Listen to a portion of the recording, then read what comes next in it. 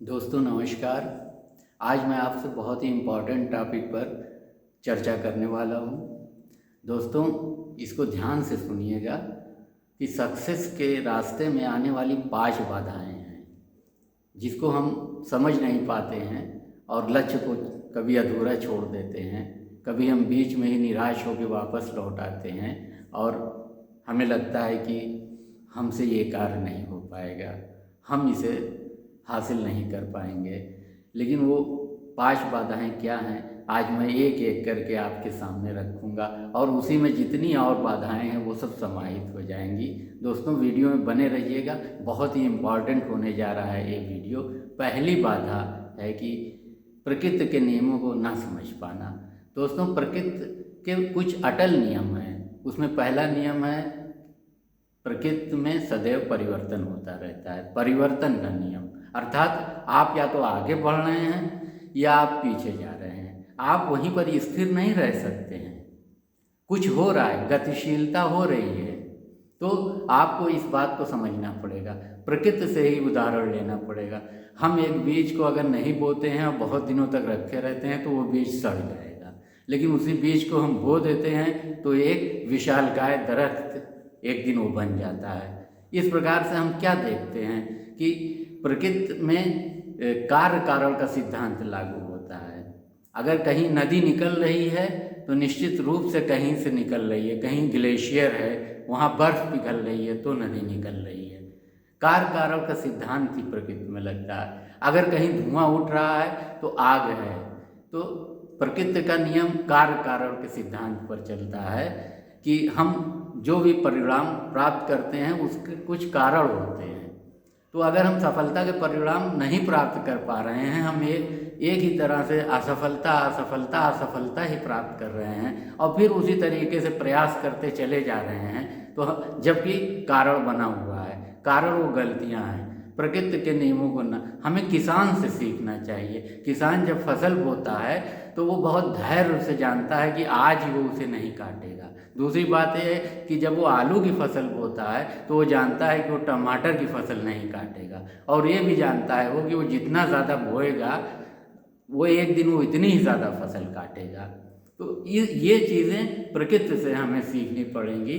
कार्य कारण का सिद्धांत यहाँ पे लागू होता है, और जब तक असफलता की वजहें बनी रहेंगी तब तक आप सफल नहीं हो सकते। आपको प्रयास तो करना है, लेकिन फिर आपको अपना तरीका बदल देना पड़ेगा। बदले हुए तरीके से आपको पुनर्विचार करना पड़ेगा कि गलतियाँ कहाँ हो रही हैं, और उसी के अनुसार आप कार्य कर सकते हैं। दूसरा सबसे बड़ा कारण है योजना बनाने और तैयारी करने में हम गलती करते हैं।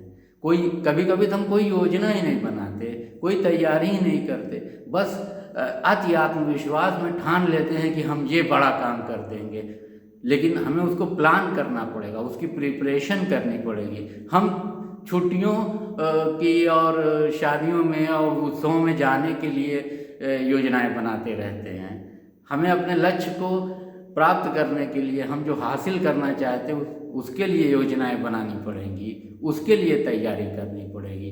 तैयारी करने का मतलब क्या है? तैयारी करने का मतलब ये है कि जिस तरह से एक एथलीट 5 साल तैयारी करते हैं, 3 साल तैयारी करते हैं 15 सेकंड 10 सेकंड के मुकाबले के लिए, और उसके बाद उसमें वो जीतते हैं। तो अगर हमारी तैयारी अच्छी नहीं होगी तो हमारा प्रदर्शन भी अच्छा नहीं होगा। हमारी तैयारी अच्छी होगी तो हमारा प्रदर्शन भी अच्छा होगा। इस प्रकार से जो भी लक्ष्य बनाइए उसमें अति उत्साह में, अति आत्मविश्वास में मत आ जाइए। उसको बुद्धिमानी से प्लान करना पड़ेगा, समय के अनुसार प्लान करना पड़ेगा। 1 साल में, 2 साल में, 3 साल में, 5 साल में, कितने सालों में, कितने समय में आप उस लक्ष्य को प्राप्त करना चाहते हैं, उसको प्लान करिए, उसकी तैयारी करिए, उसके बारे में और जानकारी प्राप्त कीजिए, तब जाके आप आगे बढ़ सकते हैं। देखिए, जीतने की इच्छा सभी में होती है, लेकिन तैयारी करने की इच्छा, योजना बनाने की इच्छा बहुत कम लोगों के मन में होती है। बहुत कम लोग उस कार्य को अंजाम तक परिणित कर पाते हैं। यही कारण है कि वो बीच में ही निराश हो जाते हैं, फ्रस्ट्रेट हो जाते हैं, और वापस आ जाते हैं, दूसरा काम शुरू कर देते हैं, वहाँ निराश हो जाते हैं, वहाँ फ्रस्ट्रेट हो जाते हैं। तीसरा सबसे बहुत ही इम्पॉर्टेंट जो बाधा है सफलता की राह में, वो मैं आपको बताने जा रहा हूँ कि भाग्यवादी नज़रिया, किस्मत पर सब कुछ छोड़ देना। हमारी तो किस्मत ही ऐसी है, उनकी किस्मत बहुत अच्छी थी, यानी हम कुछ नहीं करेंगे, जो कुछ देगा ईश्वर ही देगा, तो इससे कुछ नहीं होने वाला है। इसी पे एक बहुत अच्छी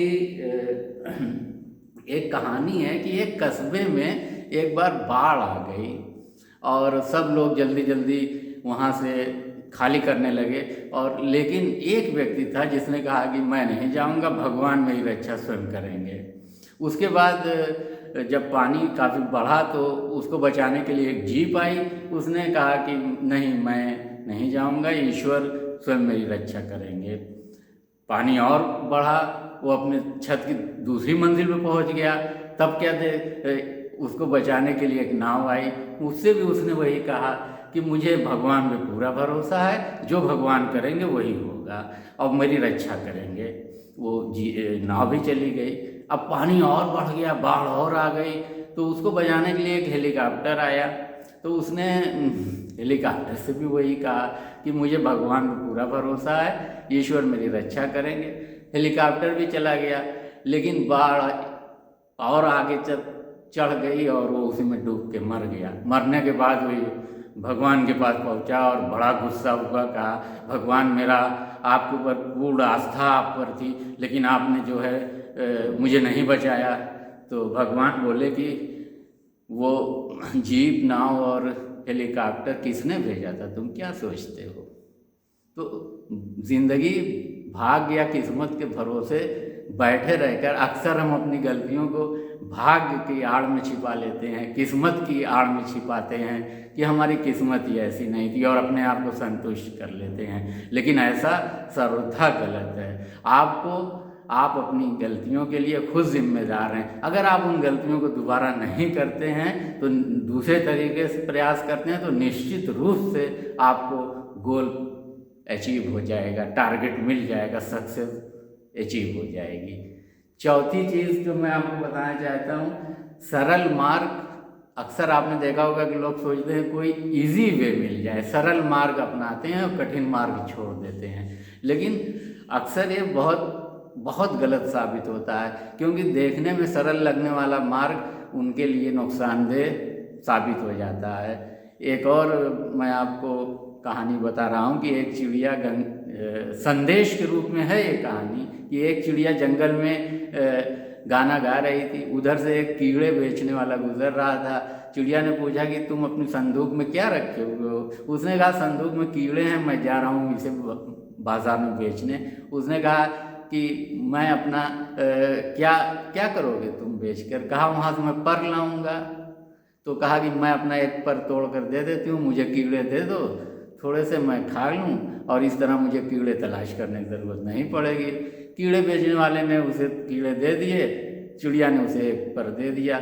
ये क्रम रोज़ चलने लगा। एक दिन वो आया जब चिड़िया के कोई पर ही नहीं बचा, पंख विहीन हो गई, भद्दी लगने लगी, और उसके बाद वो निराश होकर मर गई।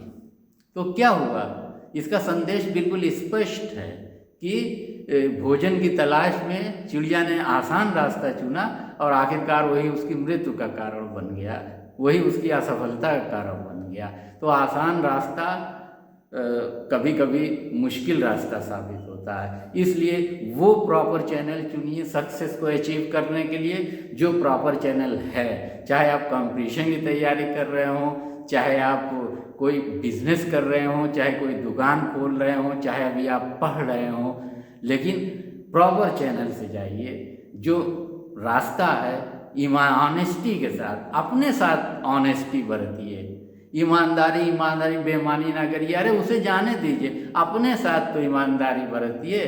ईश्वर ने एक बार कहा था कि खुद ही में डूब कर पा जा सुरागे जिंदगी, तू मेरा नहीं बनता ना बन, अपना तो बन। तो वही बात है कि खुद ही में डूब कर पा जा सुरागे जिंदगी। अपने साथ तो ऑनेस्टी कर लो, जिस लक्ष्य के लिए आगे बढ़ रहे हो, दुनिया में कुछ करना चाहते हो, कुछ बड़ा करना चाहते हो, तो फिर उसके लिए तो कम से कम ऑनेस्ट बनो, प्रॉपर चैनल से जाओ, चाहे वो रास्ता लंबा हो, कठिन हो, आसान रास्ता मत चुनो। ये इस कहानी का बहुत बड़ा संदेश है। लेकिन last but not the least, मैं अंतिम बाधा बता रहा हूँ आपको कि लोग जो है अपनी प्रतिभा का सही उपयोग नहीं करते, सही उपयोग भी नहीं करते और बहुत कम उपयोग करते हैं। आइंस्टीन ने एक बार कहा था कि मैंने अपनी प्रतिभा का अपने पूरे जीवन में केवल 15% उपयोग किया है। जेम्स विलियम ने भी यही बात कही थी। हार्वर्ड विश्वविद्यालय का बहुत बड़ा थिंकर था, प्रोफेसर था। उसने भी कहा था कि मैंने आज तक अपनी आंतरिक शक्तियों का केवल 10% ही यूज़ किया और मनुष्य 10% ही यूज़ कर पाता है। तो अक्सर हम तो 1-2% भी शायद नहीं यूज़ कर पाते। आप तो शायद आपको पता ही नहीं कि कितनी, जब आइंस्टीन जैसे लोग और बड़े बड़े लोग ये वक्तव्य दे रहे हैं कि वो 10% यूज़ करते हैं, तो आप कितने परसेंट यूज़ करते होंगे? कई लोग तो इस अफसोस में मर जाते हैं कि उन्होंने कुछ किया ही नहीं दुनिया में। एक व्यक्ति ने एक बुज़ुर्ग से पूछा कि दुनिया का सबसे बड़ा बोझ क्या है? बुज़ुर्ग ने जवाब दिया कि किसी बोझ का ना होना दुनिया का सबसे बड़ा बोझ है।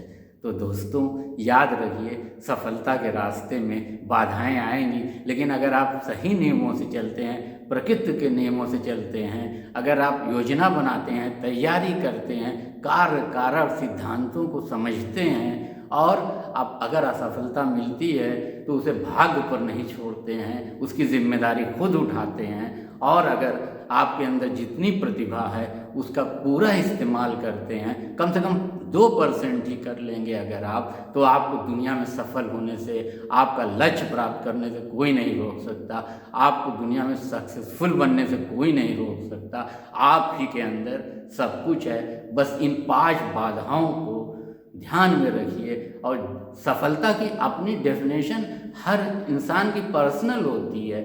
एक किसान की डेफिनेशन होती है कि उसका अधिक से अधिक पैदावार हो, एक स्टूडेंट की डेफिनेशन अलग होती है, उसे मार्क्स अच्छे लाना है, एक एस्पिरेंट्स की कंपटीशन में डेफिनेशन अलग होती है, उसे क्वालिफाई करना है, एक बिजनेसमैन की अलग डेफिनेशन होती है कि उसे अपने बिजनेस को डबल ट्रिपल करना है। अलग अलग डेफिनेशंस आपकी अलग हो सकती हैं, लेकिन सक्सेस का जो रास्ता है वो कोई शॉर्टकट नहीं है, वो प्रॉपर चैनल है, प्रॉपर वे है। उसी पर जाइए, उसी रास्ते से चलिए, भाग्यवादी नज़रिए को छोड़िए और अपनी जिम्मेदारी लीजिए, योजना बनाइए, तैयारी कीजिए, आगे बढ़िए, ये पीछे मत जाइए। प्रकृति के नियमों को समझिए कि परिवर्तन प्रकृति का नियम है, change is the law of nature. इसलिए आप वहीं खड़े नहीं रह सकते। आपको लगता होगा कि आप वहीं खड़े हैं, लेकिन आप निश्चित रूप से अगर आगे नहीं जा रहे हैं तो पीछे जा रहे हैं। इतनी अगर 5 ये बाधाएं आप दूर कर लें